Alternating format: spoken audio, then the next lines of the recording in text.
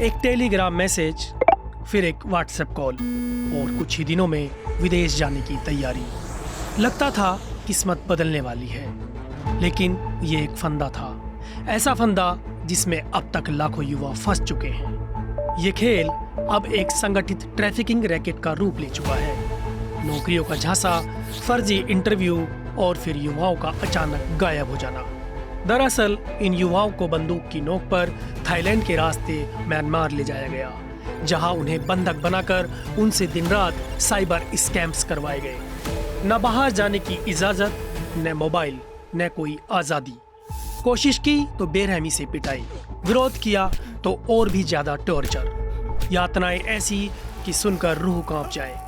इस जाल से निकलने के लिए कुछ ने मोटी रकम देकर जान बचाई, जबकि बड़ी संख्या में अब भी लोग वहां फंसे हुए हैं। ये कहानी उस अंधेरे की है जहां हर क्लिक, हर मैसेज, हर कॉल किसी की जिंदगी तबाह कर रहा है।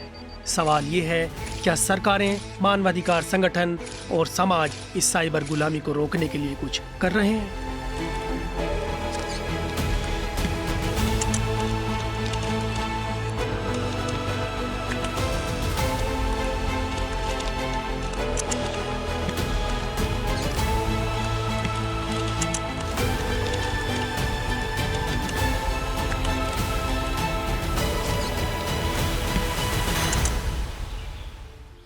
मेरा नाम आरुष है और मैं लखनऊ के इस चैतनपुरा गांव का रहने वाला हूं। मेरा नाम सागर चौहान है। मैं आधार खेड़ा कुसी रोड लखनऊ का निवासी हूँ। हरियाणा के कुरुक्षेत्र का रहने वाला हूँ। चिंग माई नाम का एक शहर है थाईलैंड में, प्रांत है, वहीं पर जॉब कर रहा था as a restaurant manager Indian restaurant में।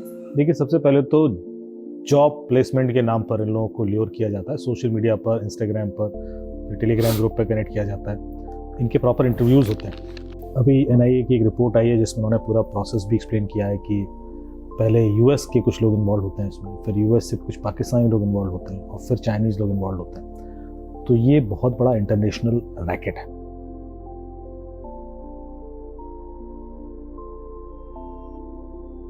इस डॉक्यूमेंट्री में हम उन दर्दनाक सच्चाइयों का सामना करेंगे जो म्यांमार की दीवारों के पीछे छुपी हैं।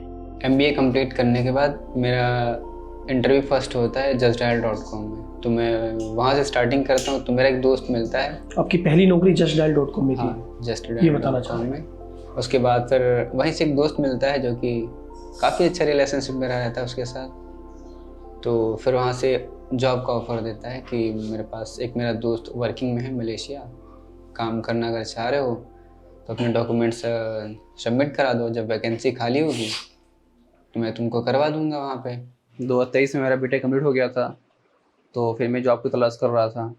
तो मेरे दोस्त आरुष मलेशिया में जॉब कर रहे थे, तो फिर वो वापस आए थे। तो उनसे मैंने बात की कि कोई वैकेंसी वहाँ अवेलेबल हो मेरे लिए बताओ। तो आरुष ने अपने मैनेजर से बात किया। उसके बाद फिर आरुष कॉल करते हैं कि हाँ वैकेंसी खाली है और आप लोगों का टेलीफोनिक इंटरव्यू होगा। वहाँ रहने के बाद मुझे रियलाइज़ हुआ कि मुझे अपने सैलरी को और इंक्रीज़ करना चाहिए, ग्रोथ करना चाहिए, जनरली जैसा सभी लोग करते हैं, जॉब स्विच करना। तो मैंने भी ऑनलाइन पोर्टल पे और सोशल मीडिया प्लेटफॉर्म्स पे जॉब वैकेंसीज के लिए आवेदन करने लगा।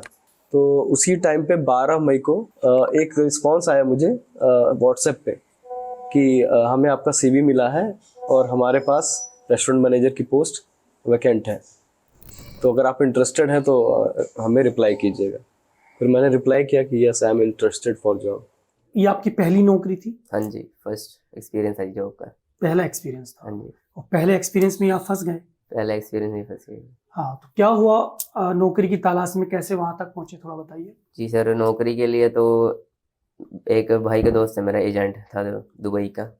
तो उसने बोला कि यहाँ पे सैलरी अच्छी है, तो यहाँ पे काम करो आप, सैलरी अच्छी मिलेगी और आपका काम कंप्यूटर पे है, कोई ज़्यादा मुश्किल नहीं है।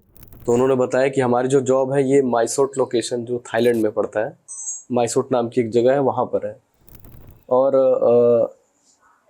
पहले हम आपका ऑडियो इंटरव्यू लेंगे, अगर आपका इंटरव्यू सक्सेसफुल होता है तो हम आपको फिजिकल इंटरव्यू के लिए वहाँ पर बुलाएंगे। तो उसने बोला कि अपने इंटरव्यू की वीडियो बना के भेजो। तो मैंने कई दिनों में इंटरव्यू की वीडियो बना के भेज दी। इंटरव्यू की? हाँ जी। उसमें क्या था वीडियो में? बस नेम वगैरह बोल दिया था, तो इंग्लिश में बताना था क्या कर रहा हूँ, एक्सपीरियंस वगैरह कुछ है जॉब वगैरह का, तो ये सब बता दिया मैंने।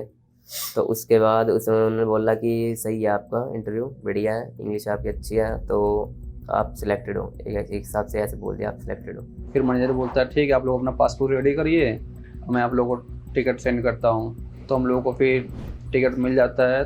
तो हम लोग की फ़्लाइट थी यहाँ से 27 मार्च को। तो उन्होंने 2 दिनों बाद ही मेरी तुरंत ही टिकट करा दी।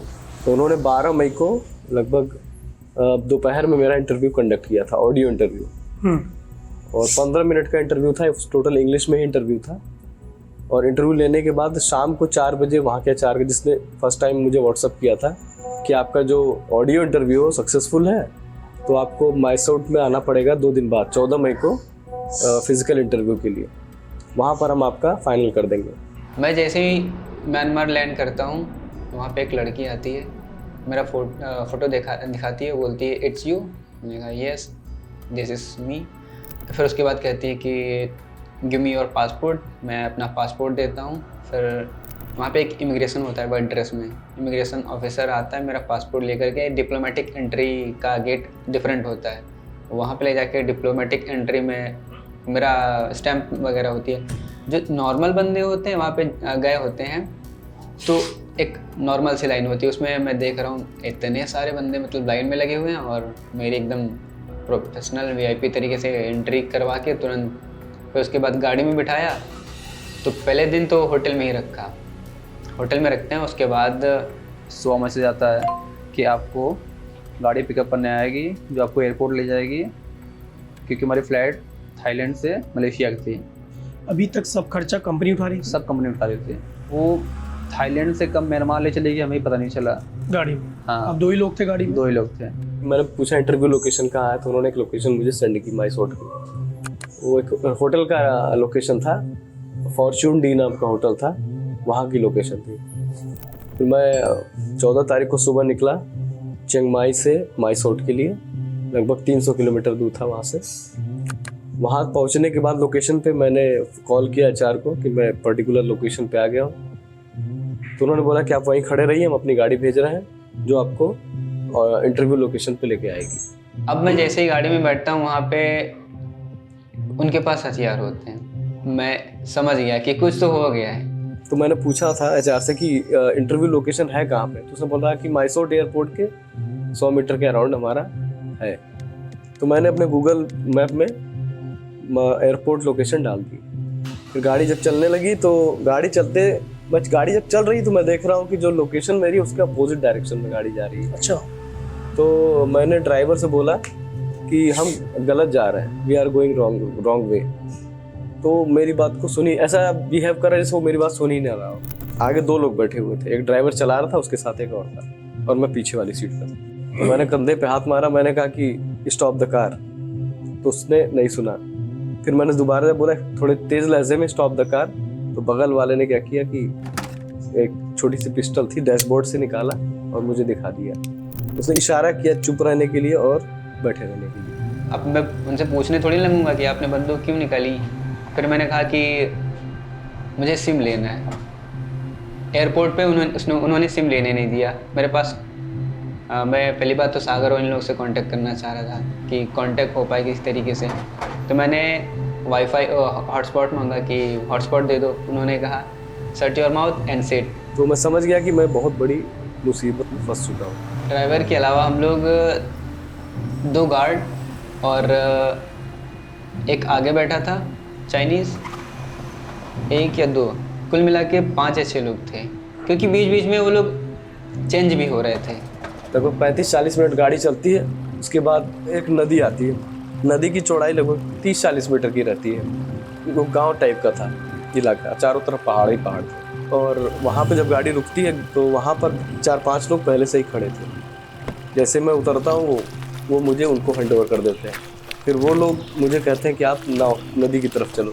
नदी की तरफ एक कोने पे एक नाव खड़ी थी, कहते हैं इसमें बैठ जाइए।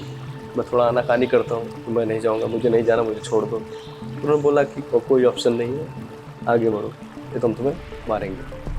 फिर मैं नाव पे बैठता हूँ, नाव पे उस तरफ जाता हूँ। जैसे ही ऊपर चढ़ता हूँ देखता हूँ कि वहाँ पे आर्मी का जैसे कोई कैंप हो। 18, 19, 20 साल के लड़के आर्मी की ड्रेस पहने हुए हैं और सबके हाथों में AK-47 बंदूकें। मुझे अभी भी नहीं समझ में आ रहा है कि हो क्या रहा है, लेकिन मैंने मोबाइल फ़ोन में ये देख लिया था क्योंकि गूगल लोकेशन ऑन थी कि मुझे पता था कि नदी पार करते ही मैं म्यांमार में चला जाऊँगा। तो उसके बाद जब वहाँ म्यांमार बॉर्डर पहुँच जाते हैं तो वहाँ की म्यांमार की आर्मी आती है बंदूक गनों लेके, हम लोग वहाँ पे कुछ बोल नहीं पाते हैं। हमारा लगेज ले लेती है, मोबाइल ले लेती है और पासपोर्ट ले लेती है, और उन सारे जितने सब टैटू होती है उन लोगों को टैटू बनवा देते हैं। तो किसी के चेस्ट पे वहाँ के जो जनरल उनकी टैटू थी और म्यांमार का बैच लगा हुआ था, तो फिर वो इंग्लिश बोल नहीं पा रहे थे तो हम लोग को लेके चले गए अंदर। तो फिर जब अंदर पहुँचे तो हमको चाइनीज़ लेने आता है, रिसीव करने आता है गेट पे। फिर हमको ले जाता है, वो खाना खिलाता है, बोलता आप रेस्ट करो, हम आपको 2 घंटे बाद लेने आते हैं। फिर शाम को कंपनी में इंटरव्यू कराने के लिए लेके जाता है। वहाँ पे इंटरव्यू का सीन कुछ ज़्यादा ही अच्छा होता है। मेरे से पूछता है कि वही नॉर्मल क्वेश्चन पूछता है कि आप कहाँ रहते हो। मैंने बताया इंडिया से हूँ।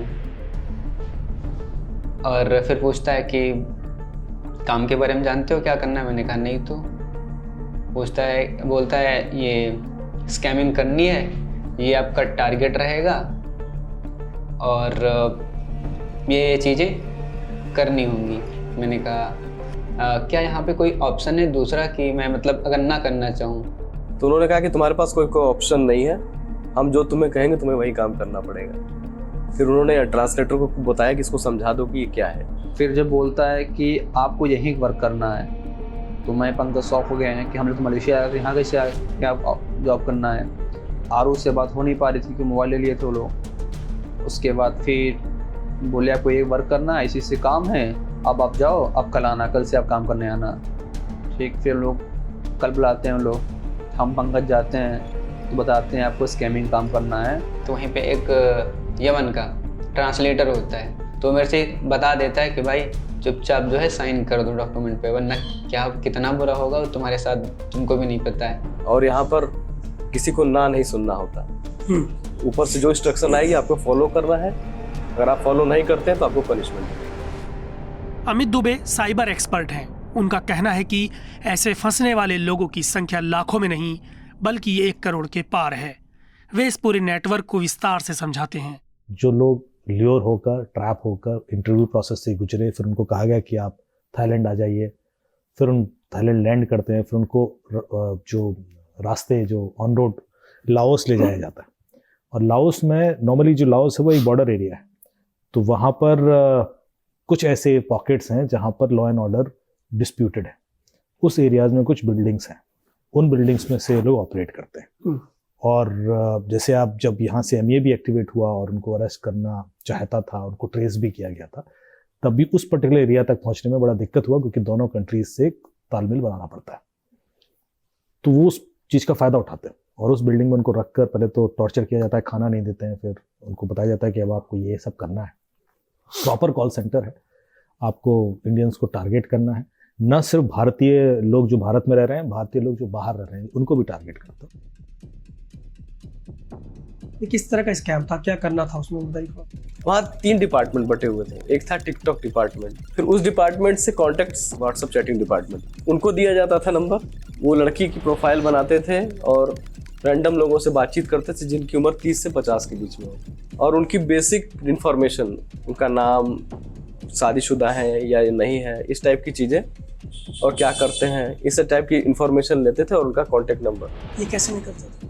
जैसे टिकटॉक में लड़की की प्रोफाइल है, अब उन्होंने रैंडम किसी को सर्च किया और उसको मैसेज भेजा, तो उधर से रिस्पॉन्स आता है, फिर वो बातचीत करना शुरू, कन्वर्जेशन करते हैं उसी दौरान।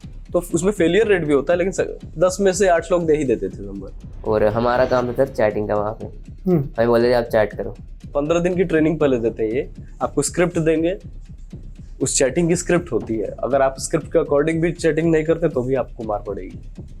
तो उन्होंने जैसा बोला है वैसा ही करना है।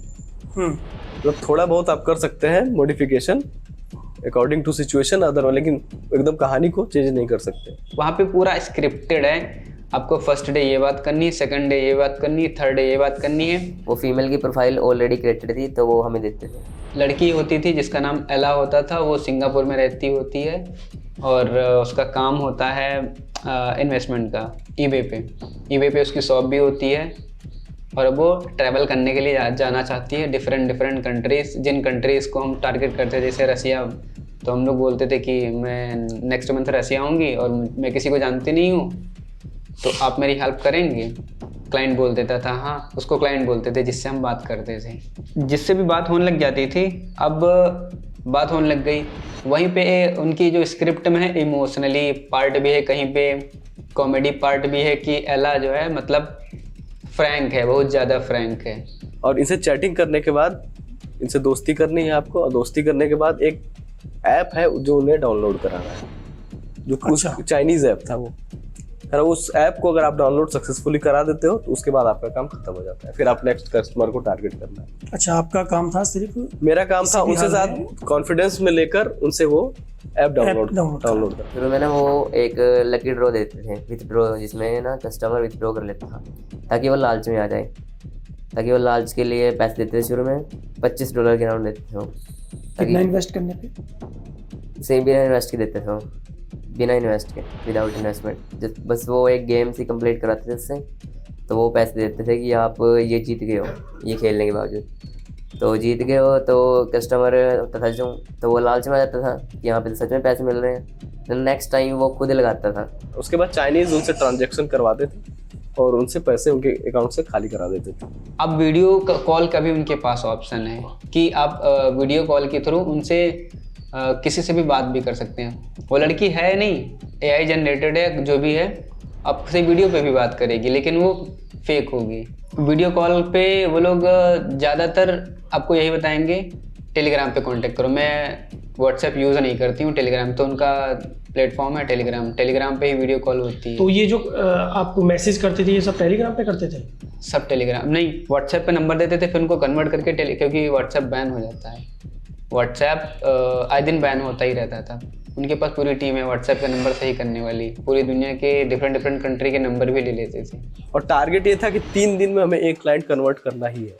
अगर वो ऐप आप डाउनलोड नहीं करवा पाते हैं तो आपको पनिशमेंट मिलेगी। पनिशमेंट सर जैसे वो फिजिकल पनिशमेंट दे दी, आधा घंटा लगातार दौड़ लगाओ और स्क्वाट्स लगाते थे आधा घंटा, धीरे धीरे बढ़ाकर उन्होंने 1 घंटा कर दिया, 1.5 घंटा कर दिया, 2 घंटा भी कर दिया। पनिशमेंट में आपको हंटर से मारना, करंट के झटके देना, डंडों से मारना, दौड़ाना, खाना ना देना, इस टाइप की चीज़ें, कुछ भी हो सकता है। मैंने काम करने से मना कर दिया तो फिर मुझे ले गए ब्लैक रूम में। जब ब्लैक रूम में ले गए तो मेरे से बहुत लोग वहाँ पे थे, तो उसमें ले गए, उसमें कई सारे लड़के जो हथौड़ी लगा के उनको टांगा गया था। फिर लोग वहाँ पे मारते थे, पीटते थे, पानी में डुबोते थे, करंट लगाते थे। एक लोग को कम से कम 5-6 आर्मी वाले मिल के मारते थे। अरे ये सब तो कुछ नहीं, मारने के लिए उनके पास कोई हथियार नहीं है, जो मिल जाए वही सब हथियार है। अभी जैसे कि मान के चलिए हमारा बैठे हैं, उठा के कुर्सी मार दी सर पे, एक यूथोपियन आता है और वो कहता है मैं साइन नहीं करूँगा डॉक्यूमेंट, उठाई चेयर सर पे फेंक दी, फट गया सर। फिर उसके बाद लात घूसे उसके ऊपर चले, कम से कम 7 से 8 मिनट तक लगातार चलते रहे। उसके बाद जब वो गिर गया कि अब ये कुछ नहीं कर पाएगा, फिर उसको जब पड़ा हुआ तो कोड़े से मारे। 1-2 बार मुझे भी मार पड़ी क्योंकि मैं दे नहीं पाया, कन्वर्ट नहीं कर पाया। जब हम संतोष कुमारी और अमरनाथ से मिले तब उनका बेटा अजय कुमार म्यांमार में ही फंसा था। वे बताते हैं कि कोई जगह नहीं छोड़ी जहां वे मदद के लिए नहीं गए। मदद के सारे रास्ते बंद हो गए, लेकिन उन्हें उम्मीद थी कि बेटा एक दिन जरूर वापस आएगा, और अजय वापस आ भी गया। पहले आप उनके साथ हुई प्रताड़ना की तस्वीरें देखिए और फिर उनके माता पिता को सुनिए। 26 मार्च को गए थे और 28 को पहुँचे वहाँ, फिर 28 को यहाँ फ़ोन किए कि हम यहाँ फंस गए हैं। फिर हम लोगों ने यहाँ से दौड़ धूप यहाँ लगाने लगे। पहले वहाँ गुड़म्बा थाने में एप्लीकेशन दिए, उसके बाद उसने बताया एयरपोर्ट जाइए, फिर ये लोग एयरपोर्ट गए, फिर मंत्री के यहाँ गए, तब से दौड़ धूप लगी है। 1 हफ्ता तो लगातार हम आदित्यनाथ योगी के हैं, 1 हफ्ता, फिर इधर 3 दिन गए इस महीने में, सितंबर में। मुलाकात हुई आपकी? हमसे मुलाकात कभी नहीं होती, किसी से नहीं होती है। इतनी पब्लिक जाती है लेकिन मुलाकात किसी से नहीं होती। कोई कभी नहीं बताता है कि उनसे मिले। कहीं से कोई आश्वासन मिला? दिल्ली गए तो कुछ नहीं आश्वासन, कहते हैं हाँ एप्लीकेशन लगे है, आपका काम हो रहा है, कागज़ आगे बढ़ रहा है, कहीं कुछ नहीं है। और वहाँ से योगी आदित्यनाथ के यहाँ से कागज़ पता नहीं कहाँ कहाँ जाता है, वहाँ से आता है यहाँ सफदरगंज थाने, जयपुर थाने, थाने वाले उल्टा हम ही लोगों को बुलाते हैं यहाँ आइए। विदेश मंत्री को दिया था 4 बार, राजनाथ को दिए थे, वहाँ लखनऊ में कौशल किशोर हैं, पता नहीं कितने नेता नुती को दे दिया गया है, लेकिन कोई के अंदर ताकतें नहीं है। आपका बेटा कहाँ है अभी? कब बात हुई आखिरी बार? हमसे आखिरी बात मई में बात हुई है, तब से बात नहीं हुई? तब से नहीं बात क्या हुई बोला है। बेटा आपका जब मई में बात हुई? मई में बात हुई तो उसने कहा हमको बुलवा लीजिए। हम लोग यही मतलब समझाते थे कि एप्लीकेशन जा रहा है, दौड़ धूप रहे हैं, अरे बोल रहे बुलवा लीजिए। ये समझो कि भूल कहीं खो गए हो, ढूंढ रहे हैं हम लोग, जिस दिन मिल जाओगे मानो मिल गए। पीटा जाता है आपके बेटे को? बताया वो बताता नहीं, किसी दूसरे से पूछती है मेरी लड़की तो बताते हैं, हम लोगों से नहीं, वो किसी से नहीं बताता है। क्या बोली? तो बोले का कहते हैं कि फिर इतना हम वीडियो एक बार भी लड़की हमारी आई थी जब हमारी बहू का ऑपरेशन हुआ था बाराबंकी में, तो वीडियो लेके आई थी तो हम देखे थे, देखा चित्र मार मार सब घाव बनाए थे पीठ बच्चों को मारते हैं तो यहाँ से यहाँ तक बिल्कुल लाल, यहाँ से यहाँ तक बिल्कुल लाल। देखें एक बच्चा शर्ट पैंट निकाल रहा था नीचे सरका के, अब सारे यहाँ से कमर से लगा के यहाँ तक सब लाल लाल हो गया था। लड़की पूछी कि भैया ये काम फिर भी काम करवाते हैं? तो कहा हाँ फिर भी काम करवाते हैं। तो कैसे काम करने जाते हैं बच्चे? तो बताया तकिया लेके जाते हैं। मतलब ये है कि बार बार वही बात दोहराओ। बहुत बहुत बहुत कष्ट क्या किया जाए। लेकिन राजेश कहे कि आप लोग बहुत परेशान हैं आने के लिए। देखिए इसमें कुछ तो इंडियंस डेफिनेटली इन्वॉल्व है, ये पूरी तरीके से विदेशी लोगों का खेल नहीं हो सकता, क्योंकि बहुत सारे लोग हैं जो इंडियन होते हैं, गैंग के मेंबर होते हैं, वो फैसिलिटेट करते हैं। जैसे सिम कार्ड भी उनको दिए जा रहे हैं तो यहीं से जा रहे हैं, या उनको जो वर्चुअल सिम भी मिल रहा है वो कोई फैसिलिटेट कर रहा है। तो 4-5 तरह के लोग होते हैं। एक होता है जो आपको इंफ्रास्ट्रक्चर प्रोवाइड करता है, जैसे सिम है, मोबाइल फ़ोन है, नेटवर्क है, कॉल सेंटर सर्विसेज है। एक होता है जो उस पैसे का रूट करता है कि आप इंडिया में अकाउंट में लोगे ना पैसा, भाई उसने वहाँ से क्राइम किया पर उसने कोई इंडियन अकाउंट यूज़ किया है, वो जो पैसा यहाँ से इन्वेस्ट कराया जाता है वो इंडियन अकाउंट में, तो बाहर के अकाउंट में नहीं होता। तो यहाँ के अकाउंट नंबर वहाँ दिए किसने और वो कंट्रोल वहाँ से कर रहे हैं। उसके बाद उस पैसे को बाहर ले जाना, उसके लिए अलग एक नेटवर्क होता है। वो कहते हैं कि आप किसी भी अकाउंट को दे तो हम पैसा बाहर मूव कर दें। तो अलग अलग लेवल पे लोग ऑपरेट कर रहे हैं। कई सारे लोग फिर जो ये हायरिंग प्रोसेस है उसमें इन्वॉल्व होते हैं, जब वो इंटरव्यू कराएंगे उनका काम उतना ही है, उससे पैसा लेके अपना काम खत्म, और वो बंदा वहाँ जाएगा। उसके बाद वो वाला गैंग है जो उसको एक्सप्लॉइट करेगा। और सो हर लेवल पे अलग बेसिकली चेन है, वो एक दूसरे को इनेबल कर रहे हैं।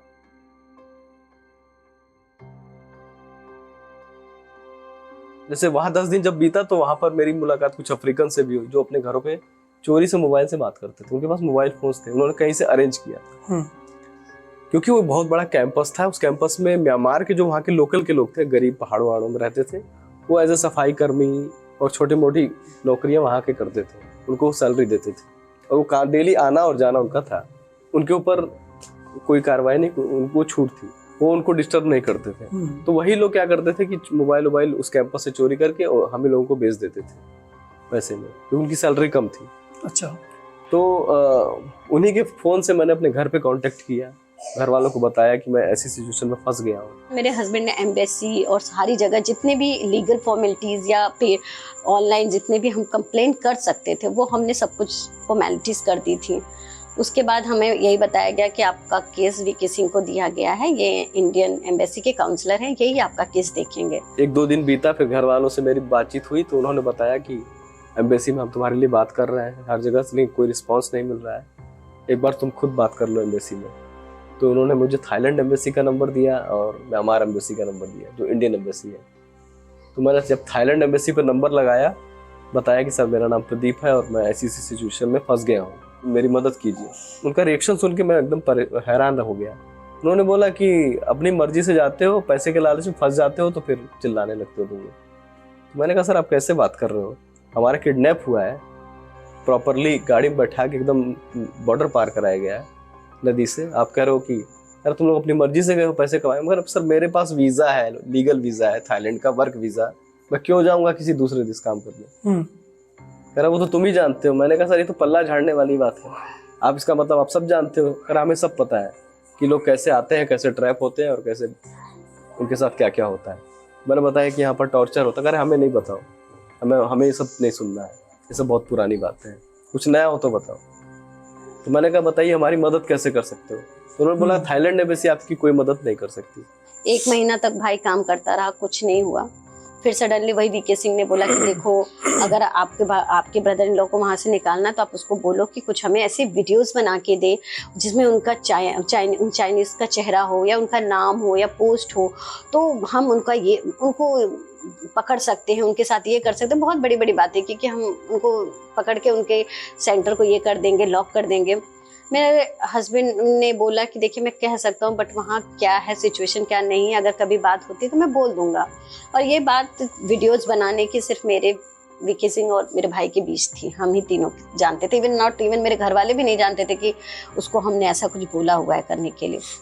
फिर भाई का वही फ़ोन आता है तो मैंने भी बोला, और शायद वीके सिंह से जब उसकी बात हुई वीके सिंह ने भी उसको ऐसी वीडियो बनाने के लिए बोला। उसने वीडियो बनाया। वीडियो बनाने के जस्ट 2 दिन बाद पता चलता है, हमारे पास फ़ोन आता है प्रदीप का दूसरे दिन रात में 11 बजे। और वो बहुत कराह रहा था, बहुत दर्द में था, तकलीफ में, जैसे किसी ने उसके गले पे कुछ रखा हो। उसकी आवाज़ गले से नहीं निकल रही थी। 11:30 पौने 12 बजे रात की बात है। भाई की आवाज़ इतनी धीरे, अनीता जैसे किसी ने उसके गर्दन दबा रखी, उसके गर्दन से आवाज़ नहीं निकल रही थी। मैंने कहा हाँ बोलो, पैसे दे दो नहीं तो ये मुझे मार देंगे, पैसे दे दो नहीं तो। उससे पहले हमने जितनी बार भी पैसे की सिफारिश की प्रदीप को कि उनसे पैसे बता, अरे ये नहीं पैसे लेंगे, छोड़ो ये लोग अभी नहीं, इनको काम करवाना है, ये पैसे ले ही नहीं रहे हैं। बट उस दिन भाई ने जिस तरह से दर्द में, इतनी तकलीफ में, वो मुझे समझ में आ रहा था। मैं बोल रही थी कि तुम्हें कुछ हो रहा है क्या, कोई तुम्हारे साथ कुछ कर रहा है क्या। कह रहा बस पैसे दे दो नहीं तो ये मुझे मार देंगे, बस पैसे। तो इतना कह के फ़ोन कट गया। सारे टॉर्चर कर लिए। फिर रात में आता है एक चाइनीज़, एक ट्रांसलेटर लेके मेरा मोबाइल देता है, कहता है अपना मोबाइल लो इंग्लिश में और पैसा मांगो फैमिली से अपने। अगर नहीं करना है आपको काम, नहीं करना है तो आप $8,000 जमा करिए और घर जाइए। वो बोले थे $10,000 दो। मुझे भी बोलते हैं कि ये ऑफर तुम्हारे लिए भी है, तुम भी 10 लाख रुपए दो और अपने घर जाओ। तो मेरी फैमिली से बोलता हूँ कि 8 लाख रुपये मांग रहे लो, तो मेरी फैमिली फिर 2 दिन लगता है पैसा इकट्ठा करने में। तो आपके परिवार से पैसा मांगा गया आपको छोड़ने के लिए? हाँ, 2-4 दिन तक पैसा लगा इकट्ठा करने में, तब तक मुझे खाना पानी कुछ नहीं दे रहे थे। 3-4 दिन भूखा था मैं। उसके बाद फिर जब मेरी फैमिली ने पैसा अरेंज कर दिया तो मेरे अकाउंट में पैसा ट्रांसफ़र किए मेरी फैमिली। जब वो फिर मेरा वो UPI चेक किए लोग, जब मेरा पैसा आ गया 8,15,000 के आसपास, उसके बाद वो लोग मुझे थोड़ा सा चावल दिया खाने के लिए कि खाओ। 4 दिन बाद? हाँ। उसके बाद फिर क्या हुआ, एक दिन में 1 लाख रुपये निकल रहा था मेरे अकाउंट से UPI के थ्रू। तो लोग 8-10 दिन लगा पैसा निकालने में। तो मैं बोलता हूँ सर इतने पैसे मेरे घर पे वालों के पास नहीं है, और होते तो मैं यहाँ के थाईलैंड क्यों होता जॉब करने। तो बोले कि वो हमारी प्रॉब्लम नहीं है, तुम खेत बेचो, घर बेचो, क्या बेचोगे, मुझे इससे नहीं मतलब है। नहीं दोगे तो हम तुम्हारे बॉडी पार्ट्स निकाल के बेच देंगे या तुम्हें सेल कर देंगे किसी और कंपनी को। हमारे पास बहुत सारे ऑप्शन है। तो मैंने बोला कि ठीक है, मुझे अपनी फैमिली से बात करनी पड़ेगी। फिर उन्होंने फ़ोन दिया मुझे, अपने सामने बैठा के मैंने अपनी फैमिली से बात की। मारपीट के बारे में मैं फैमिली को नहीं बताता था अपने कि वो मुझे मार रहे हैं, बस मैंने इतना बताया कि वो मुझे छोड़ रहे हैं और इतने रुपए मांग रहे हैं। तो फिर हमारे पास कोई, फिर मैंने कहा कि अच्छा मुझे थोड़े दिन का टाइम दो, हम किसी एजेंट को देखते हैं कि कैसे हम पे कर सकते हैं, क्योंकि हमें तो इस बारे में कुछ नॉलेज है नहीं। फिर उन्होंने बोला कि ओके 2 डेज बोला। बट उस रात जो मेरी बात हुई USDT और USD में मैं कंफ्यूज हो गई कि उन्होंने USD मांगा, क्योंकि USDT मेरे लिए नया शब्द था, मैं थोड़ा नहीं समझ पाई क्रिप्टो करेंसी। उन्होंने तो मुझे लगा USD में चाहिए। मैंने सुबह भैया से बोला कि वो रात में ऐसे ऐसे बोल रहे थे USD चाहिए, तो भैया कह रहे USD चाहिए या USDT। तो मैंने कहा ये तो मुझे नहीं। अब हम जब इधर से फ़ोन लगाए वो उठाया ना। एग्जैक्ट 2 दिन के बाद फिर उन्होंने शाम को फिर फ़ोन किया, प्रदीप से ही फ़ोन करवाया। प्रदीप कह रहे पैसे का अरेंजमेंट हुआ। मैंने कहा भाई पैसे तो अरेंज कर देंगे, बट मैं कंफ्यूज हो गई थी कि ये USDT मांग रहे हैं या USD मांग रहे हैं, तो मैं थोड़ा कंफ्यूज हो गई।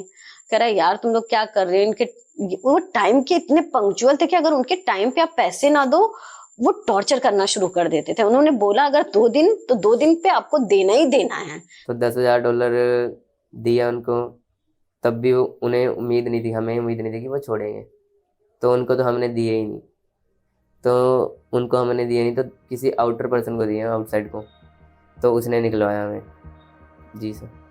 कौन था वो सर शंकर नाम का था एक। तो फिर हमने एम्बेसी पे थोड़ा प्रेशर डालना शुरू किया कि आप पता करो, और एम्बेसी से एवरी टाइम हमें बस कुछ नहीं, अब देखिए हम वहाँ जा नहीं सकते, हम वहाँ कुछ कर नहीं सकते। फिर उन्होंने मुझे शंकर का नंबर दिया कि आप इस बंदे से कांटेक्ट करो, यही बंदा आपको आपके भाई से बात करा सकता है। मैंने उस वीके सिंह से फिर पूछा, फिर वीके सिंह मैंने बोला, मैंने कहा इज दिस मतलब कोई आपका ऑफिशियल बंदा है? करे नहीं, ये वहाँ का लोकल बंदा है, बट इसकी पहुँच वहाँ पे बहुत अच्छी है, और जिस म्यावाड़ी क्षेत्र में आपका भाई है उस क्षेत्र में सिर्फ यही जा सकता है, इसी का जाना अलाउड है, इसका वहाँ के लोगों से अच्छा खासा पहचान है बेसिकली ये इंडियन, बट वहाँ म्यांमार में रहता है, वहीं का निवासी है। तो मैंने कहा सर आप लोग इतनी बड़ी गवर्नमेंट आप चला रहे हो, और हम मुझे अपने भाई का एड्रेस ऐसे एजेंट से मिलेगा? शंकर जो था वो शायद वहाँ का आर्म सप्लायर था, तो उसने क्या हुआ था कि कुछ इंडियंस के घर वालों ने उससे संपर्क किया था, और उसके निकालने के एवज में उनसे 2,70,000 उसने मांगे थे। तो उन सभी 5 आदमियों को ये बात पता थी कि शंकर है। तो वहाँ शंकर से मुलाकात होती है, तो वो लोग शंकर को थैंक यू बोलते हैं। फिर मैं बोलता हूँ भाई ये सब क्या चल रहा है, तो बताते हैं कि हमारे घर वालों ने इनको पैसे दिए थे। खुद पैसा दे के निकलते हैं, तो रिवर क्रॉस कराने के बाद ये आपको आर्मी के हवाले कर देते हैं। आर्मी क्या करती है, आपको इमिग्रेशन पे लेके जाती है, जिसमें बोलती है आपको कि आप ये रूल तोड़े हैं, हमारी कंट्री का बॉर्डर क्रॉस किए हैं, आप इस चीज़ को एक्सेप्ट करिए, तो आगे कोई कार्रवाई नहीं करेंगे। सारे के सारे बंदे। फिर शंकर ने बोला कि आप सभी को रेस्क्यू करने का यही तरीका है कि आप लोग म्यांमार में इलीगल एंट्री किए हो, तो आप लोग को पहले हम लोग को यहाँ की लोकल पुलिस को सरेंडर करना होगा। तो हमने कहा ठीक है सर। कहा 1-2 हफ्ते आप जेल में रहना पड़ेगा यहाँ की, उसके बाद आपका जब पेपर वर्क कंप्लीट हो जाएगा फिर आपको हम लोग थाईलैंड पुलिस को हैंड ओवर करेंगे, ये प्रोसेस है। तो हमने कहा भाई जो चल रहा है चलो, घर तो जाने को मिलेगा, मारपीट तो नहीं होगी, जिंदा तो रहेंगे। तो पहले ही बता दिया जाता है कि आपको बोल देना है हाँ, वकील के सामने और जज के सामने एक्सेप्ट कर लेना, 4 दिन जेल में रखेंगे, उसके बाद फाइन पड़ेगा सिर्फ 2,000 थाई बात में, थाईलैंड करेंसी। वो आप पेमेंट करने के बाद फिर आपको बैंकॉक भेज दिया जाएगा, और उसके बाद फिर आपकी एम्बेसी कांटेक्ट करेगी। उसके बाद शंकर हमें हैंडओवर कर देता है वहाँ की लोकल पुलिस को। लोकल पुलिस हमारा FIR नोट करती है, बयान लेती है, उसके बाद हमें जेल में डाल देती है। तो जब IDC में भेजते हैं बैंकॉक की, सबसे ज़्यादा गंदा सीन वहाँ पे होता है। मान के चलिए 50 बाई 40 का कमरा होगा, उसमें 150 बंदे रह रहे होते हैं। वहाँ जब हम घुसे तो हमें ये नहीं समझ में आया कि हम इसमें काटेंगे कैसे 2 हफ्ते। हमने कहा भाई हम इसमें 2 दिन नहीं काट सकते, 2 हफ्ते तो बहुत दूर की बात है। शंकर ने बोला कोई ऑप्शन नहीं है, तुम लोग का पेपर बन चुका है और उसमें रहना ही पड़ेगा। हम जैसे तैसे वहाँ पर जब रहने लगे, बेचैनी, सांस फूलना, वहाँ की परेशानियाँ देख के मेरी हालत खराब हो गई। लोग कोई संक्रामक रोग, किसी को कुछ हुआ है, समझ में नहीं आ रहा इसमें कैसे रहेंगे। कोई गैंगस्टर है, कोई अपराधी है, कोई रेपिस्ट है, उस सारे जनरल अपराधियों के साथ हमें घुसेड़ दिया गया। और इतने सारी वहाँ लोगों को बीमारियाँ हो रखी हैं, दवाई कुछ है ही नहीं। अपने यहाँ एम्बेसी को कांटेक्ट किए, तो एम्बेसी जब हमारी आती है हमको पता चलता है एम्बेसी अभी 1 से 1.5 हफ्ते का समय लेगी। लेकिन वहाँ मैंने बताया है ये कि बीमार में इतने दिन में वैसे ही ऑलरेडी हो गया था, और अगर मैं 2-4 दिन और ज़्यादा रुकता तो देखने वाला तो कोई था ही नहीं, और बीमार और ज़्यादा हो जाता। वहाँ पर रूल ये था कि 30 लोग जब सोते हैं तो 30 लोग बैठे रहते थे, फिर खड़े रहते थे, फिर 30 लोग जब सोएंगे तो बाकी 30 लोग खड़े रहेंगे, क्योंकि जगह ही नहीं सोने की। तब जाके निकला सर, 2-3 मंथ लग गए। जब मेरा पूरा पैसा निकल गया 8 लाख रुपया, फिर लोग मुझे बोलते हैं ठीक है आप घर जा सकते हो आप। फिर लोग मुझे मेरा बैग दिए और मेरा पासपोर्ट दिए, और मुझे उसी के पास में ही एक मेशोट एयरपोर्ट है, वहाँ छोड़ दिए। वहाँ पे दलाल लगे हुए हैं, एजेंट, कि आप जो है मुझे 60 से 70 हज़ार रुपया दीजिए। सबका अलग अलग था, जैसे कोई अलग स्टेट से, MP से, राजस्थान से, मुंबई से, अलग अलग स्टेट का अलग अलग किराया है, 60 से 70 हज़ार के बीच में। मैंने घर पे कॉल किया कि टिकट अरेंज करो। फिर मैं मेसोट एयरपोर्ट से इंटरनेशनल एयरपोर्ट गया, थाईलैंड गया, वहाँ टिकट मेरी बुक हुई। फिर थाईलैंड से दिल्ली आया, फिर दिल्ली से लखनऊ आया। वहाँ पे लगभग 70 हज़ार रुपये मैंने जमा किए। फिर मैंने फ़्लाइट की टिकट करवाई दिल्ली और फिर मैं आया। जिस दिन ये आया हम सब कुछ भूल गए कि नहीं हमारी फाइनेंशियल कंडीशन कैसी है कैसी नहीं है। अब तो ये लगता है कि बस ये आ गया, अब जो है जितना है हम दे देंगे सबका, जैसे भी आज नहीं तो कल दे देंगे, सबका भर देंगे। बस ये सही सलामत आ गया, इसको देख के सारा दुख दर्द उसी वक्त खत्म हो गया। बस इसको सही सलामत हमने देखा ना जब, तो मतलब यकीन ही नहीं हुआ कि नहीं हाँ वाकई में हम अपने भाई को वापस ले आए। जो लोग म्यांमार से वापस लौटे हैं उनमें से 90% ने अपनी रिहाई खरीदी है। किसी ने कथित बिचौलियों को पैसे दिए, कोई म्यांमार में बैठे दलालों के संपर्क में आया, तो कुछ ने भारतीय दूतावास के आसपास मौजूद नेटवर्क को मोटी रकम चुकाई। कुछ बदकिस्मत ऐसे भी हैं जो कई जगह पैसे दे चुके हैं लेकिन अब भी आज़ाद नहीं हो पाए। फंस गए हैं एक ऐसे सिस्टम में जहां हर दरवाजा तभी खुलता है जब पैसे गिरे।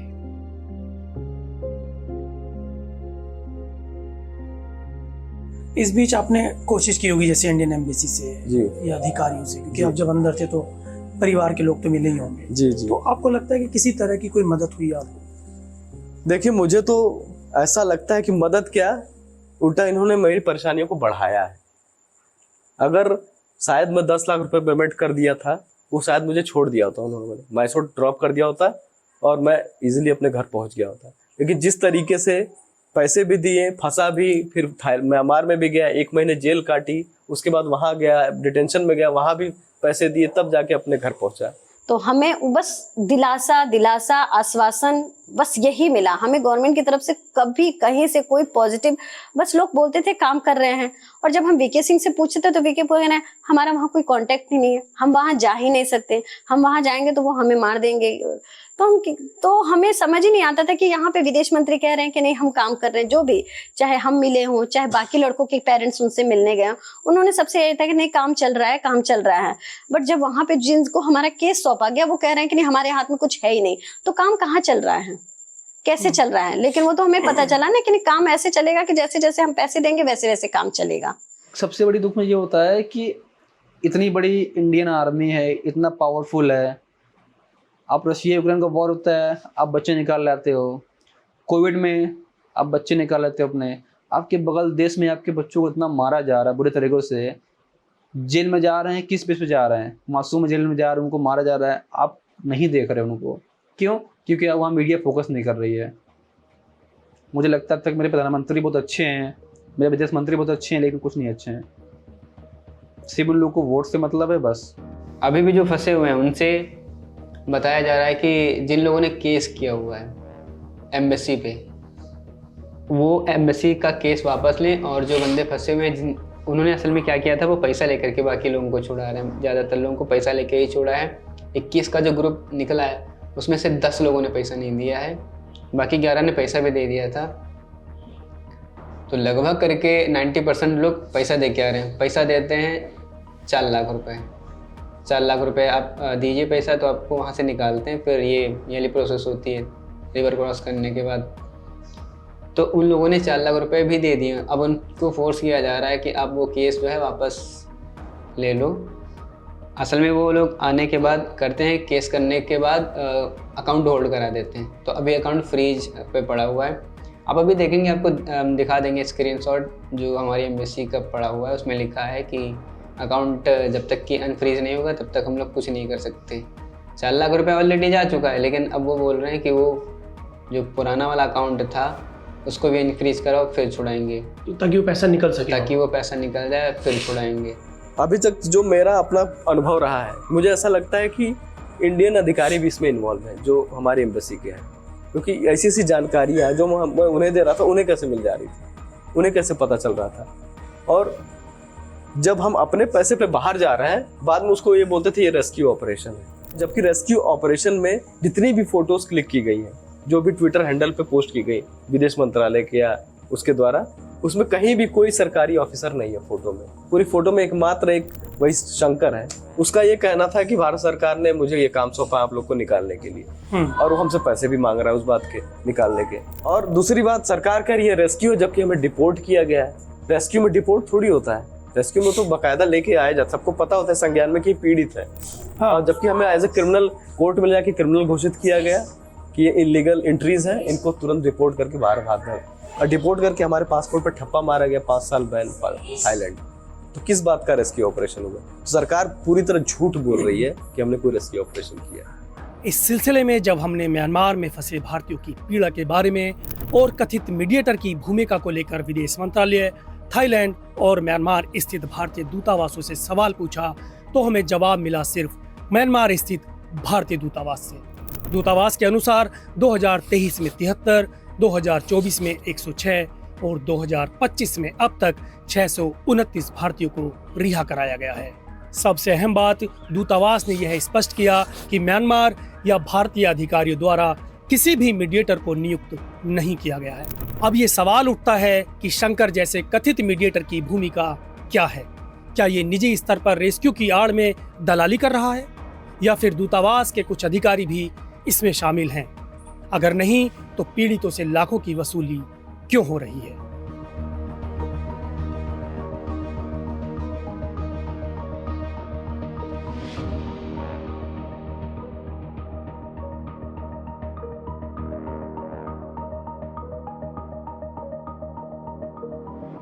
ये जरूरी डॉक्यूमेंट्री आप तक लाना कोई आसान काम नहीं था। इसके लिए समय और संसाधन दोनों खर्च हुए हैं, कई शहरों की यात्रा और महीनों का समय। यह सब मुकम्मल हो पाया है आपकी बदौलत, क्योंकि यह ना किसी सरकार का एजेंडा है और न ही किसी कॉरपोरेट की कहानी। यह कहानी है हमारे और आपके बीच के युवाओं की। अगर आप चाहते हैं कि ऐसी जमीनी, बेबाक और जनहित की आवाज़ जिंदा रहे, तो न्यूज़ लॉन्ड्री को सब्सक्राइब करें और हमारी पत्रकारिता में अपनी भागीदारी बरकरार रखें।